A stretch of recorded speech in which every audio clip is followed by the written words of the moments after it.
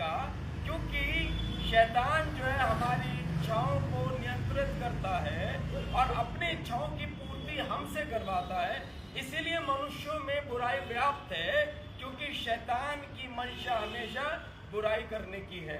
और इसीलिए आपको संसार में पाप, बुराई, हत्या, लोभ, लालच, ना जाने कितनी प्रकार की बातें नजर आएंगी।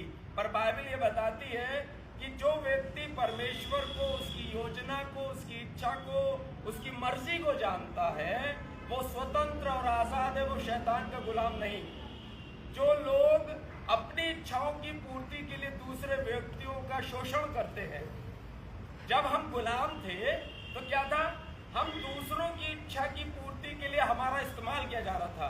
आज के दिन में भी यदि कोई व्यक्ति अपनी इच्छा की पूर्ति के लिए हमारा शोषण करता है तो हम उस व्यक्ति के गुलाम हैं।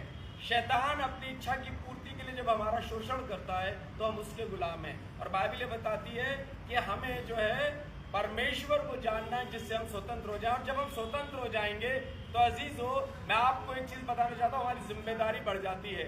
और जिम्मेदारी क्या बढ़ती है? परमेश्वर का वचन ये कहता है, जैसे कि हमने रोमियो की पत्री में पढ़ा, हम जिस स्थान में भी रहे, देखो परमेश्वर को, जिसने मनुष्यों को बनाया, वो देश की सीमाओं का गुलाम नहीं है, वो देश की सीमाओं के अनुसार कार्य नहीं करता। पूरी पृथ्वी इसकी संरचना है और इस पृथ्वी में वास करने वाले सभी मनुष्य उसकी रचना है, सब उसकी महिमा करते हैं, चाहे वो किसी भी सीमा के दायरे में रहते हो। हम हिंदुस्तान में जन्मे हैं, हम भारतवर्ष के नागरिक हैं, हम भारत में रहकर परमेश्वर की महिमा करते हैं। ये परमेश्वर ने हमारे लिए नियुक्त किया। इसलिए परमेश्वर का वचन हमारे लिए कहता है, जिस देश में, जिस स्थान में रहो, वहां के अधिकारियों के अधीन रहो। स्वतंत्रता ये सिखाती है कि हम आदर्श और अच्छी बातों के अधीन हो जाएं। और इसीलिए हमारे लिए बाइबल ये बोलती है कि कोई भी अधिकारी ऐसा नहीं है जो परमेश्वर की ओर से नियुक्त ना किया गया हो। हम ये मानते हैं कि हमारे देश की सरकार, हमारे देश को चलाने वाले सभी लोग परमेश्वर की ओर से नियुक्त किए गए हैं।